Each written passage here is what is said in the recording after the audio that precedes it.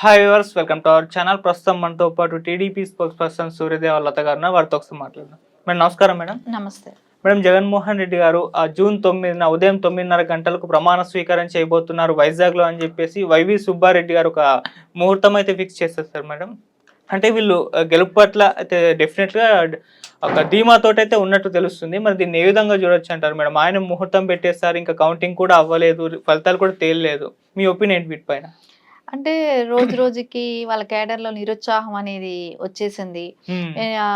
జగన్మోహన్ రెడ్డి లాంటి వ్యక్తి కూడా అంటే పార్టీ అధ్యక్షుడు. ఆయనే అక్కడి నుంచి వెళ్ళిపోవటం. హ్మ్. సో, ఆయన టూర్ వెళ్ళటమే కానివ్వండి, ఆళ్ళకొక భరోసా నింపటానికి ఈయన మీద బాధ్యతలు ఏమైనా వైవి సుబ్బారెడ్డి గారి మీద బాధ్యతలు పెట్టెళ్లారో ఏమో తెలీదు గానీ, హ్మ్. రోజుకు ఒక నాయకుడైనా ఏదో ఒకటి మాట్లాడాల్సిన అవసరం ఉంది కాబట్టి, అప్పుడప్పుడు అంటే ఎవరు మాట్లాడకపోతే 4 రోజులకో, వారం రోజులకో ఒకసారైనా బూస్టప్ ఏదో ఒకటి గాలి కొట్టాలి కాబట్టి అవును. ఆళ్ళ క్యాడర్‌కి.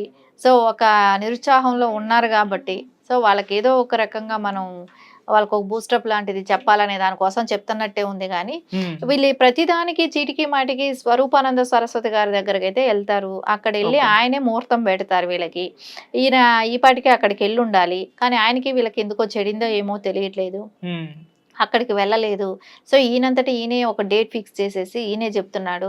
అది ఎలాగో 9వ తారీఖు అని చెప్పేసి అమిత్ షా గారు లాంటి వాళ్ళే నారా చంద్రబాబు నాయుడు గారు 9వ తారీఖున ప్రమాణ స్వీకారం చేస్తారు. మెజారిటీ కూడా చెప్పారు. హ్మ్. 145 హ్మ్, అసెంబ్లీలు, 23 స్థానాలు ఆహ్, పార్లమెంట్ స్థానాలని కూడా చెప్పటం జరిగింది. ఓకే. సో, ఇక్కడ మేము డబ్బా కొట్టుకోవట్లేదు ఇక్కడ. తెలుగుదేశం కేడర్ ఎవరు కూడా డబ్బాలు కొట్టుకోవట్లేదు. హ్మ్. తెలుగుదేశం కేడర్ మేము ఖచ్చితంగా గెలుస్తామనే నమ్మకం ఉంది. తేదీలు మా నాయకుడు ఇంకా ఫిక్స్ చేయలేదు. హ్మ్. కానీ ఇక్కడ ఏంటంటే జగన్మోహన్ రెడ్డికి తారీఖులు వాళ్ళు ఫిక్స్ చేస్తున్నారు. మాకేమిటంటే సెంట్రల్‌లో వాళ్ళు చెప్పటం జరిగింది. 9వ తారీఖు అనేది. మేము అదే చెప్తున్నాం గానీ, ఇంకా మా నాయకుడు డేట్ ఫిక్స్ చేసేసేయటమో ఇట్లాంటివి అయితే కూడా ఏం చెప్పలేదు.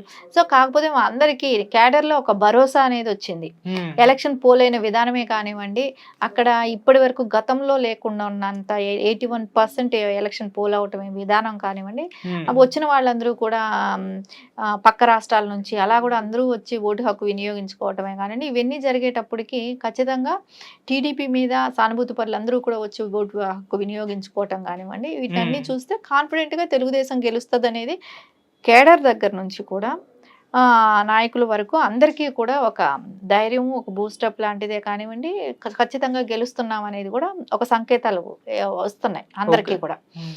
నార్మల్ పబ్లిక్‌లో కూడా అదే వచ్చింది. సర్వేలు కూడా టీడీపీకి ఫేవర్‌గానే సర్వేలు కూడా రావటం జరిగింది. హ్మ్. కానీ ఇక్కడ ఇవన్నీ చూసిన తర్వాత ఇక్కడ వాళ్ళు బూస్టింగ్ చేయాలి. ఎందుకంటే అక్కడ నాయకులు ఎవరు కూడా అందరూ కూడా పక్కా ఈ 5 ఏళ్ళు మనం ఎలా అజ్ఞాతంలోకెళ్ళాలి?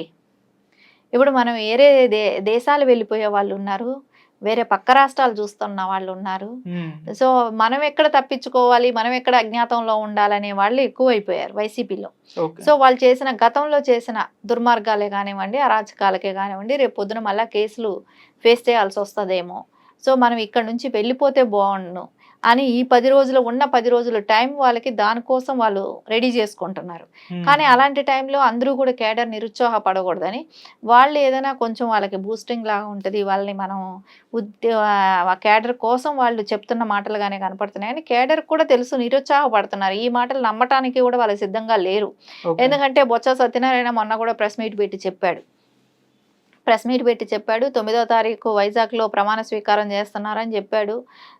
కానీ ఎక్కడా కూడా ఆ ఉత్తేజం ఆయన చెప్పాడని చెప్పి ఏ నాయకుడు ఎవరు కూడా ధైర్యంగా చేసి మాట్లాడలేకపోతున్నారు. హ్మ్. సరే మనం ఇప్పుడు చూసుకున్నాం పెద్దిరెడ్డి గారు ఆఫ్రికాకెళ్ళిపోవటమే కానివ్వండి, ఆయన అక్కడికి తరలించడం కూడా చూస్తున్నాం కాబట్టి ఆయన హ్మ్. బిజినెస్‌లే కానివ్వండి, వంశీ గారు ఆల్రెడీ అమెరికా వెళ్ళిపోవటమే కానివ్వండి, అవును. అక్కడ ఆయన అక్కడ గ్రీన్ కార్డ్ చేసుకోవటానికి చేసే ప్రయత్నాలే గానివ్వండి, హ్మ్. రోజా ఎలాగో ఉంది పక్క రాష్ట్రాలైన చెన్నైకి వెళ్ళిపోవటానికి ట్రై చేసుకుంటుంటది. ఇట్లా ప్రతి ఒక్కళ్ళు కూడా మనం మొన్న కాకాని కారు కూడా రేవ్ పార్టీలో దొరికినప్పుడు దానిలో పాస్‌పోర్ట్ కూడా ఉండటం కానివ్వండి, అంటే ఆయన ఏ టైంలో అయినా వెళ్ళిపోవచ్చు అనేటట్టే ఉన్నది కాబట్టి, ఓకే. ఖచ్చితంగా వీళ్ళ నాయకుల్లోనే అభద్రతా భావం ఉంది. హ్మ్. ఏ నాయకులైతే పోటీ చేశారో వాళ్ళకందరికీ కూడా అభద్రతా భావం ఉంది కాబట్టి ఖచ్చితంగా అది కేడర్ మీద పడి, ఆ కార్యకర్తల మీద పడి వాళ్ళెక్కడ డిసప్పాయింట్‌కి గురవుతాడా అని ఈరోజు ఆయన చెప్పటం జరిగింది, వైవి సుబ్బారావు గారు. ఉమ్. అంతకు మించి అయితే వాళ్ళు ప్రమాణ స్వీకారం చేసే డేట్ గురించి వాళ్ళకు కూడా తెలుసు కదా, ఎక్కడ జరిగే పరిస్థితి లేదనేది. ఉమ్. సో ఏదో వాళ్ళు కేడర్ కోసం చెప్పుకుంటున్నారు. ఓకే. ఇటు జగన్ గారేమో వైజాగ్ లో ప్రమాణ స్వీకారం చేస్తా అని చెప్పారు. అటేమో బోస్తా గారు వచ్చి 9వ తారీఖు చేస్తారని చెప్పారు. మళ్ళీ ఇప్పుడు వైవి సుబ్బారెడ్డి వచ్చి 9:30కు చేస్తాము అని చెప్పేసి చెప్పడం చూస్తున్నాం. మళ్ళీ ఇంకొకరు రేపు వచ్చి ఇంకేదైనా చెప్పే ఛాన్సెస్ ఉన్నాయా మేడం? అంటే ఇంకా కాదు, ఇంకా ఏం చెప్తారంటే నా ఉద్దేశం, మొన్న ఫ్లోటింగ్ బ్రిడ్జ్ ఒకటి కట్టారు కదా వైజాగ్ లో, ఉమ్. ఆ ఫ్లోటింగ్ బ్రిడ్జ్ మీద ప్రమాణ స్వీకార మహోత్సవం ఉంటది. ఉమ్. సో మీకు అందరికీ కూడా, అంటే సముద్రం మధ్యలో చేస్తాం కాబట్టి అందరికీ కూడా ఫ్లోటింగ్ బ్రిడ్జ్ మీదే మనం ప్రమాణ స్వీకారం చేసుకుందాం అని కూడా చెప్పొచ్చు. అవును. ఎందుకంటే ఒక్కొక్కళ్ళు వచ్చి ఒక్కొక్కటి చెప్పటం, ఉమ్. వైజాగ్ అని ఒకళ్ళు, 9వ తారీఖు అని ఒకళ్ళు, 9:30 ఒకళ్ళు. ఉమ్. సో రేపు పొద్దున అది పర్యాటక శాఖ మంత్రిగా ఉన్న రోజా వచ్చి మా అన్న జగన్మోహన్ రెడ్డి ఫ్లోటింగ్ బ్రిడ్జ్ మీద వచ్చి చేస్తారని కూడా చెప్పినా ఆశ్చర్యపోవాల్సింది పనిలేదు. జరగని పెళ్లికి మేళాలు అన్నట్టు ఉంది ఇక్కడ. ఓకే. సరే ఏదేమైనా వాళ్ళ కేడర్ కోసం వాళ్ళు ఏదో బూస్టింగ్ కోసమో నిరుత్సాహపడకూడదనో, ఎందుకంటే వీళ్ళ నాయకులే సర్దుకుపోతున్న టైంలో వాళ్ళు ఎక్కడెక్కడికి వెళ్ళాలా అన్నట్టు వాళ్ళు ఉన్నప్పుడు, సో ఇవన్నీ కూడా వాళ్ళు భయపడుతున్నారు ఆల్రెడీ. సో రేపు పొద్దున అంటే వీళ్ళంటే నాయకులు వెళ్ళిపోతారు, పక్క రాష్ట్రాలకు వెళ్తున్నారు, పక్క దేశాలకి, వేరే దేశాలకు వెళ్తున్నారు, అవును. వాళ్ళ బిజినెస్లు వాళ్ళు చేసుకుంటున్నారు, ఉంది కాబట్టి. కానీ కార్యకర్తల పరిస్థితులు ఏంటి?